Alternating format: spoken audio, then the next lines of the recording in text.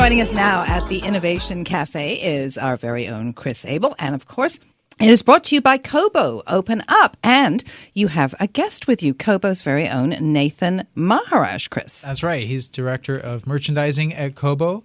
And I love the fact that on social media, you identify yourself as a bookseller, and you do it quite proudly. Only adult job I've ever had. I'm highly. If books go away, my family lives in an alley in a box. That's it. But it's cool to hear someone who's associated with a tech company be so passionate about books. Absolutely, it's an old technology. It's a durable technology, and it's been through a few iterations, and it's really cool to be at the edge of this new one. And that's kind of the key to where you're taking with readers is to capture that old technology, that celebration of books, and then deliver it in something new. So your latest reader that we've had a lot of people asking about is the Aura One. Tell us a little bit about that. Yeah, the Aura One is it's fun. We're really, really proud of it. It came about when we turned around to our customers, our best customers, and sort of asked them, what do you guys need? What do you want? We've been at this a while now. We've had some great successes, but let's hear from you directly. And some of the things they wanted were, they really responded well when we started pressing to bigger screen sizes. So we pushed further and we went to 7.8 inches. That happened to solve a separate problem they had, which was they want to turn pages less frequently. Well, once the page is that big, you're turning it less frequently. There's more text on there. You can resize it and fit things in. They told us, they read in bed. So, you get into really interesting problems like we want to give them a nearly 8-inch screen, but they're going to read it in bed.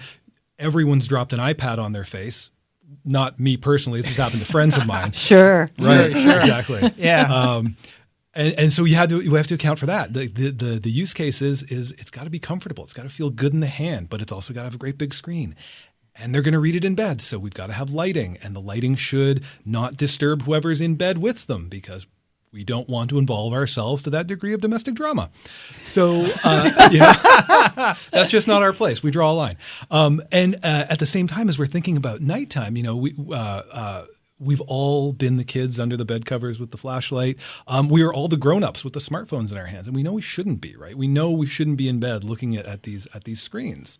Okay, but then Nathan, how many people answered like I did? I want to read in the bath. Yeah, because this is waterproof. Absolutely. So you can read in the bath with this because it's waterproof, and it's a step from our last waterproof e-reader where people were like, we love that it's waterproof, but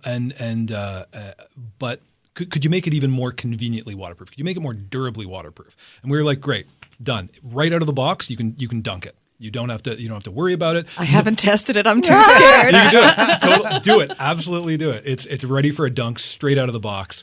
You don't even have to give it any mind. If you forget that it's waterproof, that's fine too. Yeah, I'm used to testing all sorts of gadgets that claim to be waterproof, and it's more like they're water resistant rather than proof. And I do like the fact that with the Aura One, you've got a sealant inside. So it's not about putting little plastic caps on the little ports. No, if water gets inside, that's okay because the electronics are sealed. It's completely sealed. There's no need for the user to think about it at all. One of the things I was talking about when I was talking about bedtime was another problem we wanted to take on for solving for the user was we all have some sense of blue light from our screens. Some people, it disrupts their sleep patterns. And there we are lying in bed looking at our phones. It's 1 a.m. and we wonder why we're still awake. It's because our brain has fooled our body into thinking it's daytime because it's still getting that spectrum of light. So the Aura One automatically throughout the day starts to turn down that blue end of the spectrum. So by evening, it's actually almost sunset colored. So as you read through the night, if you're still awake at 1 a.m., it's probably because it's a good story and not because the device is messing with your biology.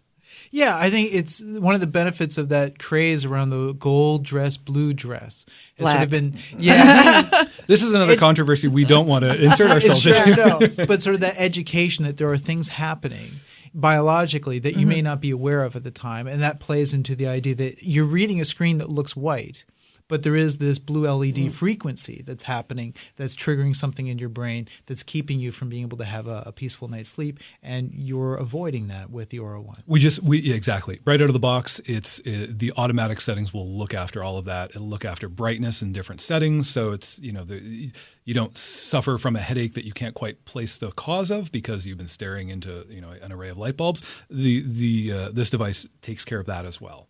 Nathan, I also hear that it's highly durable. So given that Christmas is coming and that this is a fabulous gift, and I think I have about 3 people in mind for this, not easily breakable. That's what I've heard from people. It's very durable. It'll take the same sort of abuse as a book you care about. I would not recommend someone take out deep-seated aggression on a book of any kind, whether electronic or not. But I can tell you firsthand. I threw this thing in my bag all summer long. I had to keep it in my bag because it was a beta product. I wasn't allowed to show outside of my bag. But I took it everywhere. I took it camping. I took it to the beach. Yep. It keeps the dust out. It keeps the dirt out. And when it does get dirty, it does, like I say, it does respond well to a bath. Well, see, durable.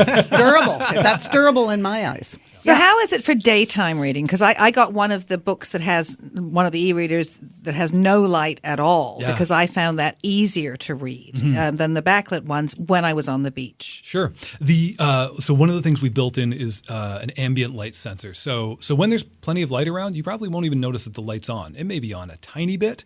We actually discovered that if you turn it off completely, we lose a little bit of sharpness. So we've tuned the light to always be on a little bit just to give you an optimal screen presentation. Most of the time, it'll look like it's off when you're in broad daylight. But then as you'll think it's off and you'll just walk into a shadow or something and realize, it is faintly glowing. And this means as you walk along the beach, you may, if you fall into a hole or something, you just carry on reading. It's fine. Amazing. In our series, we like to ask people if they have a passionate book or a book that inspires them that they can share.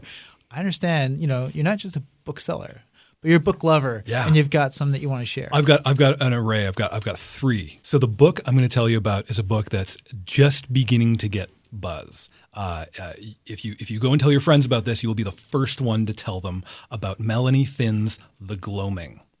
Speaking of light, speaking of transitions in light, The Gloaming is we would like to call it a thriller, because it certainly turns the pages and it certainly has twists and it certainly has a narrator who will keep you guessing and on your toes. This book is going to do big things. We want it to do big things. It is still just below the radar for most people. So that's an inside bookseller tip. Is Melanie Finn's The Gloaming. All right, sounds good. And your next pick? Yeah, so it's something big and meaty that you just want to sink your teeth into and wrap yourself up with this winter. Madeleine Thien's "Do Not Say We Have Nothing" is a fantastic pick. It's a sprawling historical drama that goes from revolutionary China to Vancouver, across generations. There's music, there's family, there's politics, there's idealism. It is absolutely the kind of book you can stick your whole head in and just escape everything for days at a time. So when the holidays call and when you need that kind of a parachute, this is a book to go to for that. Huh. But one I'm really, really excited about as a nerdy kind of nonfiction lover. I mean, I love my literary fiction, but I love big ideas books. Michael Lewis has a new book coming out. It's called The Undoing Project, and it's kind of a bromance. It's about 2 Israeli psychologists, Amos Tversky and Daniel Kahneman. Now, those names may sound slightly familiar if you read a lot of hardcover nonfiction. Yes. Basically, the last 10 years of hardcover nonfiction has been footnotes to their work. Lewis gets into their relationship because apparently they're a really odd couple. They're really strange, and it's really unlikely that they ever would have met, they ever would have worked together. And this is the story of that. As they're in Israel, they somehow find each other. Their wives observe this strange budding relationship between these 2 weirdos as they develop the whole field of behavioral economics, and they discover all of these ways in which humans are quite predictably irrational, wrong, weird. They find a map through the strangest parts of how we behave. But this is a book about the 2 of them building the foundations of this whole area of thought. And it's Michael Lewis, so it reads like a Vanity Fair article. It's very easy to lose hours into this. I have to say, I think that's the first time I've heard the word bromance referred to a Nobel laureate. I'm intrigued. Well, thank you very much for coming in, and thank you very much for the aura. I love it. I love it. I think I think it's absolutely wonderful, and it certainly makes my relaxation time more relaxing. Yeah, and sharing the passion, because I remember when ebook technology first came out, I was hearing from passionate book lovers like, no, I always want something physical I can hold on to. And then hearing you today, you show how much that has transitioned over. We have ebook lovers who are just as passionate about it, and it's the same degree of passion. And obviously, your company's at the midst of it. You have lots of people throwing you all sorts of feedback. It's a great place to be. All right. Kris Abel's Innovation Cafe has been brought to you by Kobo. Open up. Over 5 million ebooks, a personalized reading experience, and points. With every purchase, love the points. Visit Kobo.com today. This is What She Said on The Jewel. Stay with us.